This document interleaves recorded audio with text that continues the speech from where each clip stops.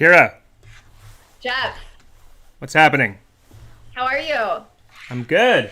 How are you doing? I'm good. I'm so happy. I don't know about you or you guys, but I get deeply affected by the weather. And it has been a very gloomy and cold winter here. And I'm so happy that it's like 68 degrees here and blue sky and sunny. And it just brings like life into me once again. It's nice, like I think especially in colder environments, obviously when spring comes, you get that feeling. LA, it's just 72 all the time, so we're just like on this you guys get like the lows and the highs, which I do Like miss about I know I'm that not used actually. to it. I know it's my first spring here and in the South, and I'm not. And it was my first winter, so I just forgot. You forget when you leave California. You're like, oh shit, that's right. It gets gloomy and cold and gross here. Yeah. Yeah. Um, yeah, quite the difference contrast of things there. But it's a different environment as we've discussed before. Kira and I for a while did episodes out here live together in Los Angeles, but now she is in Atlanta and I am here, and we do ours remote. And it's been, I don't know, we've got 10 or 15 episodes now remote, so Yeah. it's been a good experience. Um, we are live on a bunch of different networks on our Jeff and Kira live page on Facebook, Twitter. Twitter's getting rid of Periscope. Did you hear about that? Right, I did. When is the official date? Well, today I actually need to check this because I think today they canceled the um, Facebook, or they canceled the Periscope Twitter link. Oh, Do you know what I'm saying? So like if you go but who live, did? And it was I thought Periscope was already kind of going towards the graveyard, anyways, right? Who um, used it? Periscope's last day is March 31st. Hey, So by the way, isn't today the day that QAnon and Trump is supposed to be president again? Is it the yeah, fourth? yeah. Oh, It apparently didn't. oh, it didn't happen. Yeah, I guess something something Glitchy, didn't work out with that. Mm. yeah, glitchy in the matrix, I suppose. Apparently. But but yes, and it looks like we are live on Twitter, so that's good. Facebook, if you try to share it, have you tried to share that to your homepage? I never understand quite how to do it, but Uh, um, it's always an adventure with social media and trying to do that. I'm actually trying to do it right now. While we're live, I'm gonna do this. Let's see if it works. And I think I just did it. Cool. you gotta. I'm looking forward to the day when everything gets a little bit more consolidated. Do you remember when the internet we had like alt of it? It was like that was when it was the web. You know, Yeah. So it was like Web 2.0 or 1.0, where it was like Alta Vista and Excite and Ask Jeeves and Yahoo had one early oh on. God, AOL. And it was like pick Yeah. a search engine and pick an email. And now it's like uh, basically Gmail. Yeah. Now the downfall of that is that it's one through one company. And it's like, then you've got this one behemoth company. But at the same time, it's exhausting trying to get through all of these various platforms Mm-hmm. that don't talk to one another. Even when we're doing our show, we have to subscribe to Restream, which is a company that handles the streaming out to multiple different platforms Mm-hmm. because not each one is obviously it's a different company, but so then each individual company has its own coding, and in order to do it you'd have to do each one separately. It's crazy. It's We're crazy. going. Yeah, we're going through. For anybody wondering, we're going through Restream, through OBS Studio, and then Yeah. out. So we're literally going through two different streaming networks to get everything all together. And there's so much that could go wrong, knock on wood. And so far, it took months to get it set up right, but it is doable. But as you said, it's not easy to do. So anyone wanting to start one of these things, it is, takes a lot more work with OBS and Restream and such than it looks. And I mean, one day we'll all be streamlined and it'll just go through one pipe instead of 20 different pipes, but we're not, technology hasn't gotten to that point yet. So, Yeah, I was gonna say, and that goes right into our topic today, is which is about the digitized world.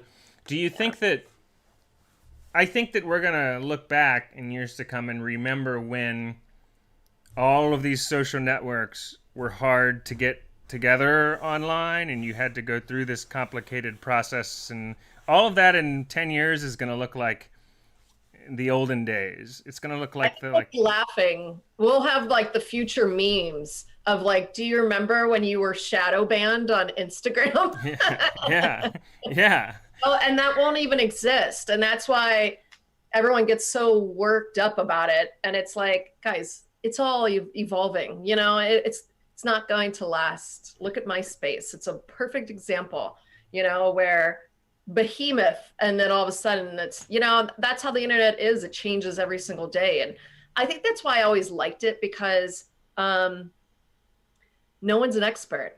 hmm No one can claim expert of all things digital, because it changes literally every day. yeah, And to be in a community of people where you're all learning together, there's no dumb question, which hmm is kind of cool because you don't feel like an idiot. Whereas like if you're a medical doctor, for example, and you're talking about um, we'll say, a surgery that's been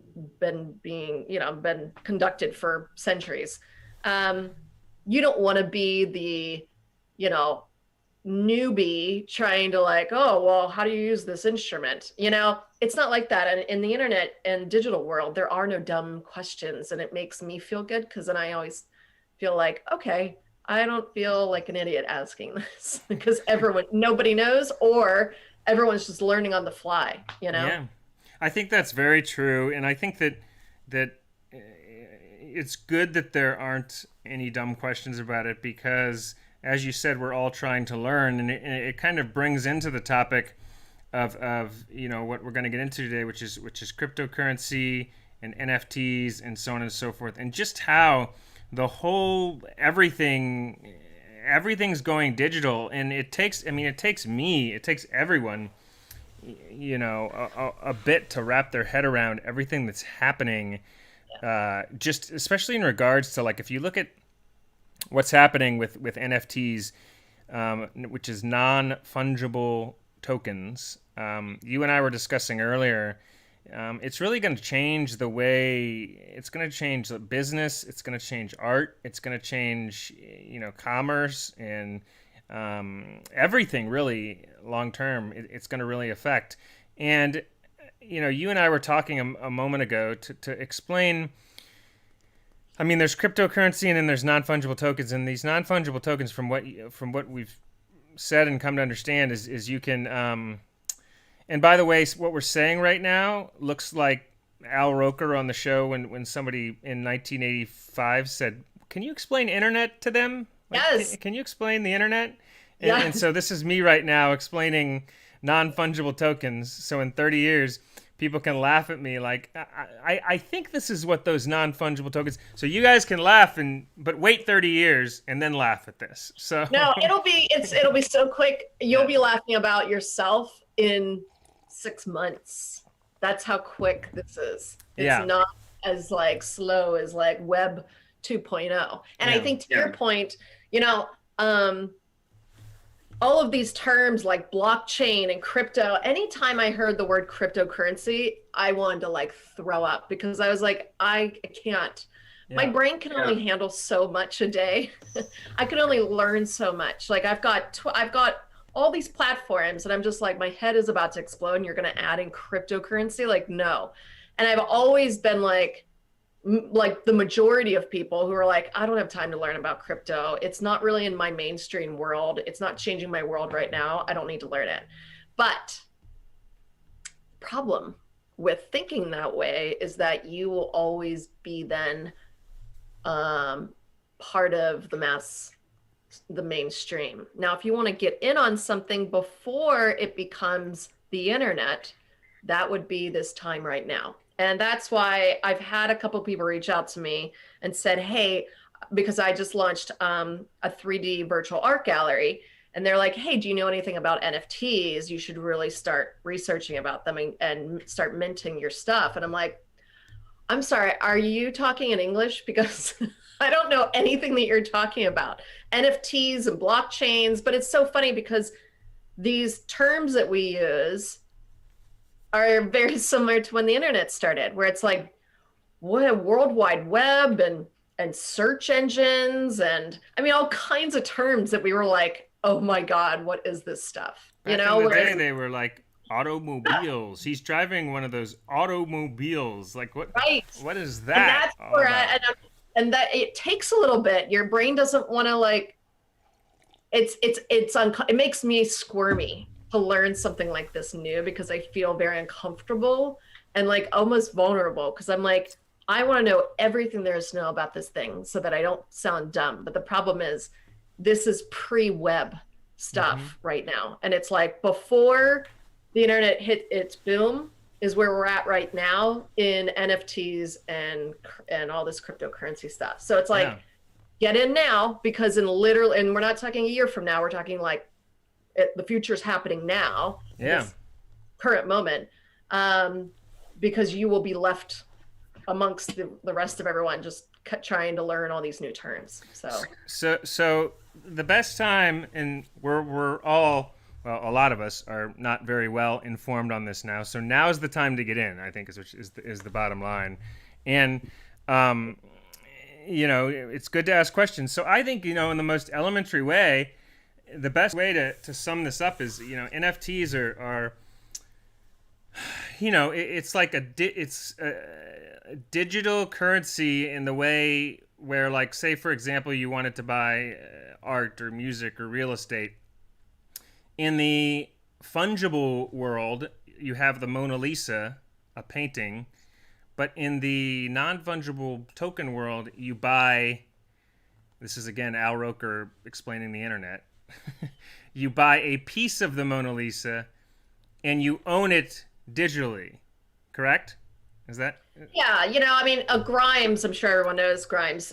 She's an artist. She just sold like $6 million worth of NFTs yesterday, like in an auction yesterday. Right. Like the amount of money that's in this stuff is ridiculous. It's Ridiculous. it's like complete gold mine. Most of it's probably completely overvalued, but it doesn't really matter because everyone's getting in and just flushing the market full of art.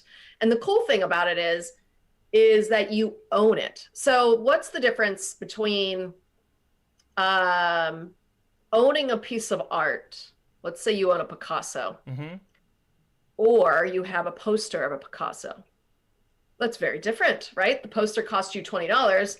The Picasso cost you 3 million. Right. But you are the only person with that Picasso. You're the only one because he only made one. He only made one version of that. Correct. That it's that scenario on digital because everything is going to digital. Um, there, that's what an FNT is, or a Nifty, NFT. right? That's what, yes. Yeah, or a nifty. So what is, so if, how would you put the Mona Lisa, like, as an example though? Like, how does that? So somebody could buy the Mona Lisa through NFT, with an NFT, and they would actually own the Mona Lisa, like, From a digital standpoint, yes. in And the then, digital world. Yeah. correct, which why does that matter? It's because everything's going digital. Mm-hmm. you know, um, Artists, I think it was Kings of Leon, I believe, someone correct me if I'm wrong, but I believe Rolling Stone just did a article with them. They're selling their next album, all that it's all going to be an NFT. Christie's just held their auction, and within like 10 minutes, all of the NFTs sold for a ridiculous amount of money. And Christie's, a very old art auction house, Yeah. is in it. So this isn't like, oh, it's coming soon. It's like happening right now. And everyone's trying to wrap their head around it exactly. And the things that are most are highly prized right now on the FNTs is like a gaming stuff. Right. So crypto kitties is really how NFTs started, and it was people trading and selling these digital kitties, and Yeah. they're like $5 million. So like it's, and the thing is, an FNT is like saying a trading card. As a boy, lots of boys buy and trade collectibles, Yep. and there will be only one of that, or maybe there's 10 of them. Like sometimes an artist will sell 10 prints, and that's it. After the 10th, there's no more. So it's a rarity. And actually there's you can actually sell things on, it's called rarity. You can sell NFTs on rarity. Yeah. But Yeah. yeah. And I think for people, because it's hard for some people to wrap their minds around it. The way to think of it is kind of the it's a digital marketplace, right? It's the digital. It's all of this is in the digital world. So somebody who doesn't know anything about NFTs, like, okay, so they would then own the Mona Lisa as an example. So what about music? How does that work? How do you own music in the digital world as opposed to the physical fungible world? Like, for people that wouldn't know, like, how would you differentiate that? You because you buy a song today, you own a song, right? If you own a song in the digital world, how is that different? Or So a lot of them, what they're doing, a lot of the artists doing, I know Grimes did it, where she sold $6 million worth of NFT art, mm-hmm. and it was videos. No, The cats are visiting as always. Perfect timing. They know. Storm and yeah, they're hanging out. Good. So she sold $6 million worth of art the other day, in one day, in an auction, and it was NFT music videos. Mm-hmm. The person that bought the music video owns that video, owns it from a digital standpoint, to the point where it's not you can't counterfeit because it's on a blockchain, and because blockchains are able to authenticate it. There's none of this like Napster issue. You remember Napster, where people were like downloading a music song, Of course, and then and then the artist was getting so pissed because they weren't getting paid for it. right. And we have that problem all the time, right? So online, if I put an image up, someone could screenshot it, save image, and now they have it on their screen. Mm-hmm. And it's like, but I'm not getting paid as an artist. I'm not getting paid for them to do that. So then there's this constant starving artist problem when it comes to FNTs. And NFTs, right? Yeah. NFTs, yeah. What did I say? You said F and T.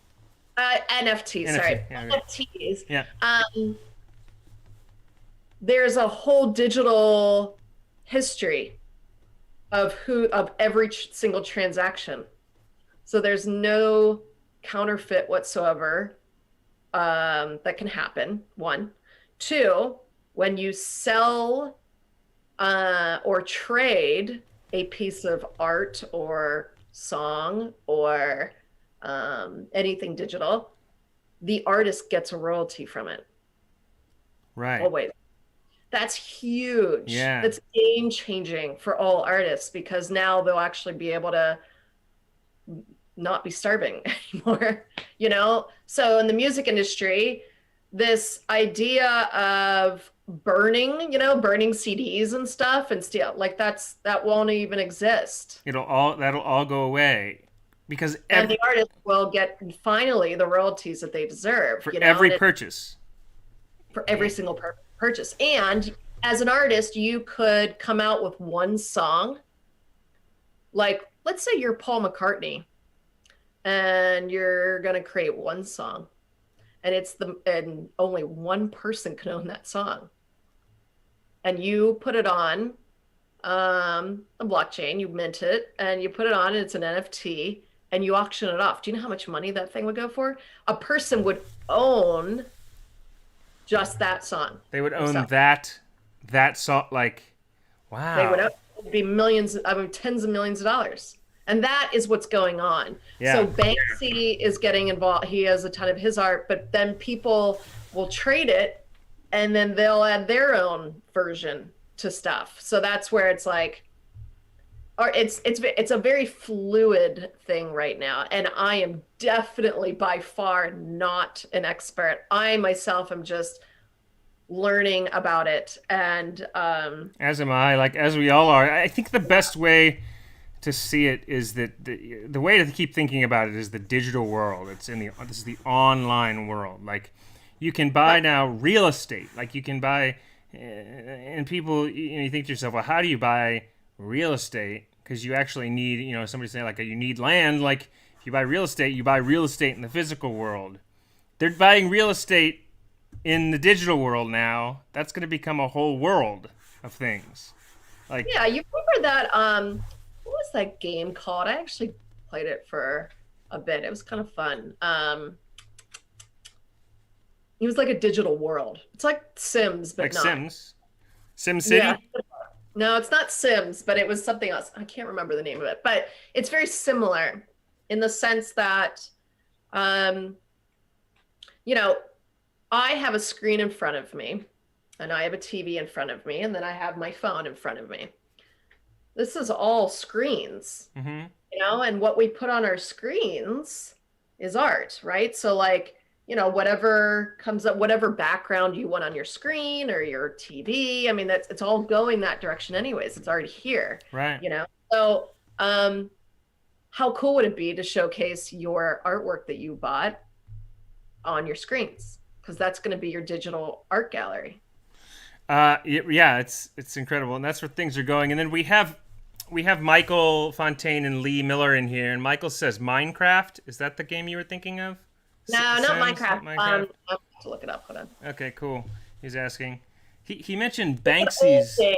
It came out years and years and years ago, and you fly around to stores and stuff. I remember Nike. Actually, I was working in digital marketing, and Toyota and a lot of the car companies wanted to get involved because they're like, oh, advertising, because it was a digital world Yeah, where you could buy and sell product. It was weird, but that's kind of what it similar to is. what NFTs are. Yeah. Wow. Yeah. He mentioned Banksy's art sells in that way. Yeah. Yeah, and these Um, artists are making, I mean, it's like a gold rush right now in the NFT world. And as an artist, everyone's just like, oh my God, how do I get in here before it completely goes mainstream? Because right now, nobody understands it enough, you know? And the very few that do are making some serious money. I nobody mean, we're else talking gets it. Yeah. billions of dollars are being exchanged on this, and I think the ramifications on this, and if I would encourage anyone that's watching to follow Gary Vee and watch his videos on it, because he's been calling for this for years. Yeah. um, and it's different. It's on the same Ethereum is the chain that it's on, so it's on the same chain as cryptocurrency. Mm-hmm. Bitcoin is fungible. NFTs are non-fungible. That's the difference. When you buy a Bitcoin, you get a Bitcoin, right? And it's exchange. Uh huh. Non-fungible means you buy something that is the only one of it, or it's the one of 10. That's the difference between fungible and non-fungible. So, in any event, I would highly recommend everyone to kind of to watch Gary Vee's videos, because he's been really hot in NFTs, and now he's like, for a while, but now he's really stepped up his kind of rhetoric around it. So is Elon Musk, and now a lot of, I'm in a lot of clubhouse rooms where music managers of like Justin Bieber are in the room asking all of these NFT people like, hey, my artist wants to get in on this right now. What do you recommend? So I'm listening in on like all of these music managers, because if you think about it, you won't need representation. Right. Right. This You won't will need win. that anymore. No, Yeah. you will not need agents. You Agents will are not need agents are in managers. trouble. Agents and managers Yes. and all. So like, hey, AKA CAA, this Yeah. is the end of all of that representation because now the artist can sell directly to the consumer, Mm-hmm. which is like, disrupts a lot of stuff. Changes the But whole game. yeah, and if you think about it, I don't know if Jeff, if you like, those days or months that they have in, hi, honey. I think it's nationally they have where it's like support your local business. It's like Small Business Day, Yeah. and they want you to go and like, instead of going to Bed and Bath and Beyond, you go to your local, home goods store. That's like a mom and pop store. Mm-hmm. This is that. This is supporting the artist, not the institution, Which is great.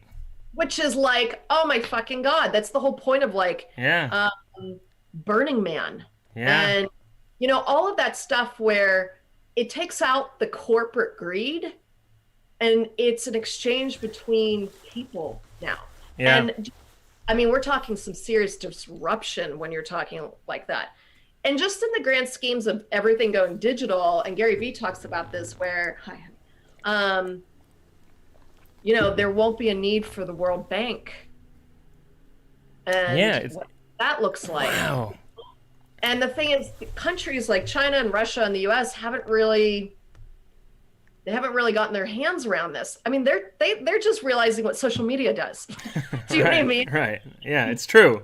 They're It- not equipped to handle the amount of disruption that will happen because they are like big behemoths and they don't have enough time nor resources. So it's like there's people, and how do you avoid taxing? How do you tax on digital assets? I mean, the whole game is going to be changed oh, in big time. 10 People are 20 putting up, years. yeah, I Finance, mean, commerce, with the digital world, everything is changing. but it's Um, not like 20 years. We're talking like it's changing right now. yeah. We're just not aware of it. The minute you get into it, you're like, oh my God, this is a whole other world. I mean, Yeah. you're like, holy shit, this is matrixy. But Yeah. this stuff is happening now. People are making billions of dollars a day by buying and trading things that are like like a digital piece of art, that no other person on planet Earth has and Right. could probably be worth X. Can you imagine a bank owning a Banksy piece of art? Yeah. He's putting his, I mean, like people will pay a ridiculous amount of money for that. Yeah, and it brings the question, Lee Miller says that, if everything's going to be digitalized, will the physical world even exist anymore? Well, I Like, almost liken it to like Wall-E. Have you seen the movie Wall-E? yeah, a long time ago. Yes, it's great. It's great, but it's kind of like a sign of the times, right? Where I mean, you've got all these overweight people sitting in their chairs and everything just comes to them. Amazon, that's a perfect example. You don't even have to leave your house. We're in Yeah. a pandemic. You think all of a sudden when the pandemic is quote over, which it's never really going to be over because I think COVID's going to be with us. You think it's just everything's going to go back to the way it was? You think everyone's going to go back into working 9 to 5 in office buildings? No. So then all the decorating, all that stuff, there's so much changing and shifting that the physical world will exist, but it won't really matter as much. I think the pandemic was like an accelerator in that way. It kind of And you and accelerated the I, digital world. you and I did a show and we talked about that usually during times like this, a pandemic or whatever, there's people cooking something up because as we are all sitting and trying to wait for the pandemic to be done, there are people inventing shit as we speak Right. that will come out from the pandemic. And I don't mean vaccines. I mean like the next internet. And NFTs, though they've been around for a bit, is the next internet. It is. That is, I mean, when you were making fun of yourself on the Al Roker and how Al Roker's trying to that video is amazing because it's hilarious because he's like World Wide Web and what does that mean? That is what we're talking about right now with NFTs. Yeah. Can you explain the internet? That's Al Roker and his broadcast partner. What was her name? But she goes, "Can you explain internet or something?" They were on there talking about it. Um, and yeah, we're doing the same thing with NFTs. So it really is fascinating that all that's going online. You know, kind of. I know we've got to wind down. We're keeping this one a little bit shorter today, but I wanted to say that there's obviously been a lot happening with that. And there also is this new app which people are getting on. Just in the last 2 minutes, we can mention this. You're on Clubhouse. I'm on Clubhouse. We're going to start a room eventually with Kira and I talking on Clubhouse, inevitably, once we're across all networks flawlessly. But that's coming. We're going to create a room. What Clubhouse is, if you don't have it or know about it, it's an app where it has basically chat rooms and people can talk on audio, and then we can actually invite you up to the stage and you can get in the discussion too. So it allows a lot of audience interaction. Kira is on is it an alpha female, a couple Yeah, days a week? reformed Um, alpha female, and it's reformed alpha females who love men, but I think we changed the title to I forgot what it was, she wolves who love men or something like that. But it's a really cool app. One thing I will mention though that I just found out today is that when you create your Clubhouse bio, you can connect your link, you connect your Twitter and your Instagram, and when you're talking and conversing with people, they'll be like, "Oh, DM me," or whatever. And we're talking some big people. So like I was talking to Whale Shark, who is a he owns billions of dollars worth of NFTs, yeah. like, and he lives in China. He's an amazing human being, but he's a very wealthy man in the crypto world, and he's like, "Oh, just DM me." And I DM'd someone else who has a podcast on NFTs, and then I saw an article today that came out like a week ago saying if you say the word Clubhouse in a DM or CH or anything that has to do with Clubhouse in an Instagram message, you will be shadow banned. So apparently Instagram hates Clubhouse. Why? Well, that's I know. It just goes back to the way we started today's episode, where I'm like, I'm so over these various platforms that are like, can't say this word because you may be kicked off, and I'm like, oh my so. God. So I'm having to go back into my messages and apologize because I'm like, I'm so sorry. The way I said it, I was like, hey, I heard you speak in the Clubhouse room. And then I read this article saying that both the person and me will get shadow banned by saying the word Clubhouse. And it's like, I mean, they're doing that on all platforms. We just need to get to a place where, yeah, it can be annoying. We need to get to a place where everything is more centralized. As far as everybody having these rules, and it's just a mess. It's just fighting amongst them. Yeah, Michael Fontaine says he's asking about Clubhouse. So some people haven't even heard of Clubhouse. So download the app. We're both on there. Jamie says, "What's up, Jamie?" He says, "Man, that grinds my gears. Damn those platforms." Yeah, it's frustrating a lot of people. We need to get that. Clubhouse, I love Clubhouse, to be honest. You do get sucked in because you have really intellectual conversations with like really amazing people. Yeah. Like there's like big time people too, and or just connecting with another human being on a really interesting topic. And all the rooms are titled, and you can just pick whatever room you want to listen into, and it's invite only, and it's only on iOS. Oh, that's right. It's still invite only, isn't it? Yeah.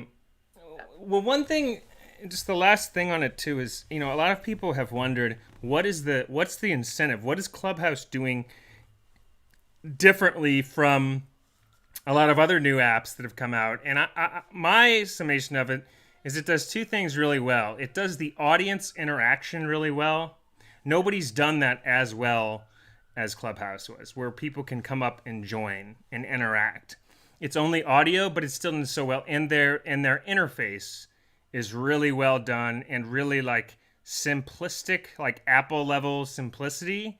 The designers did a really good job with it. It seems to me those are the two big incentives. It's user friendly, and and it's the audience Q&A, the interaction, to be able to come up on the stage, that it does really well. That no, I mean, other apps did that, like Periscope. You could have people come in, and there's a way to do that on all these various apps. But it seems like Clubhouse specializes in that. Would you agree that there's the two things it seems to do I would well? say the third thing would be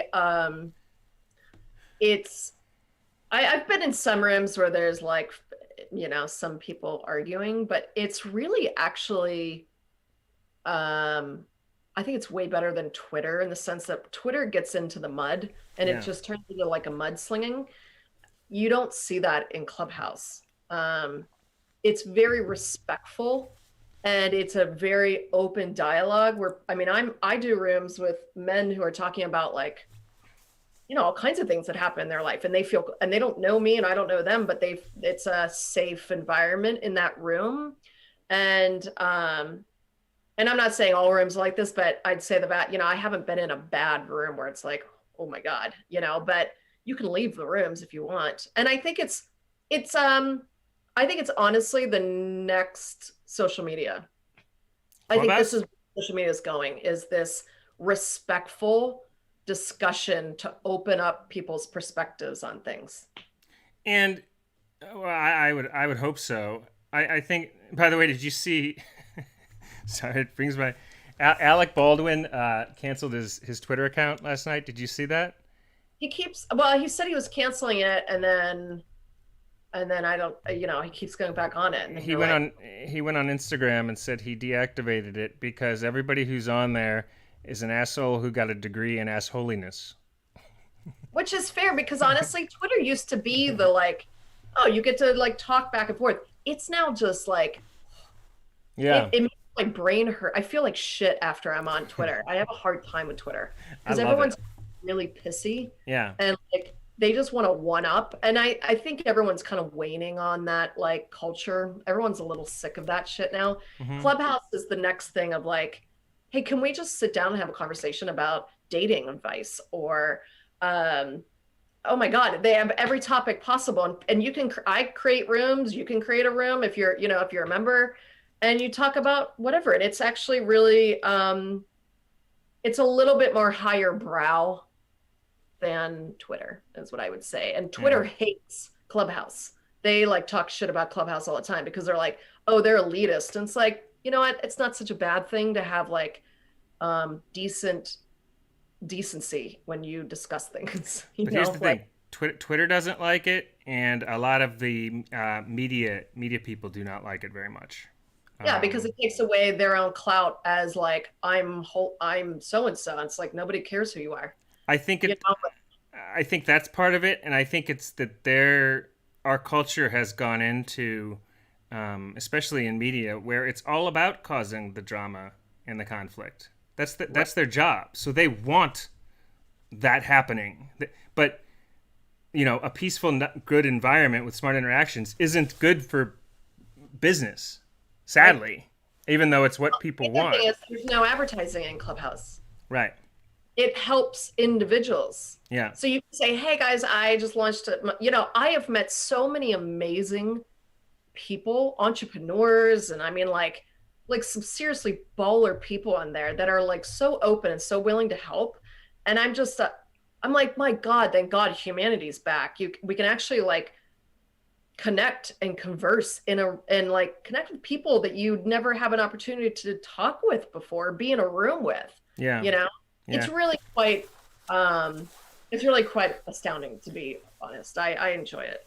Yeah, I've had good experiences in it. And by the way, the other platforms, of course, and this is coming. Twitter has Spaces coming now, Twitter Spaces, and the Right. other platforms have venues they're creating to compete with Clubhouse.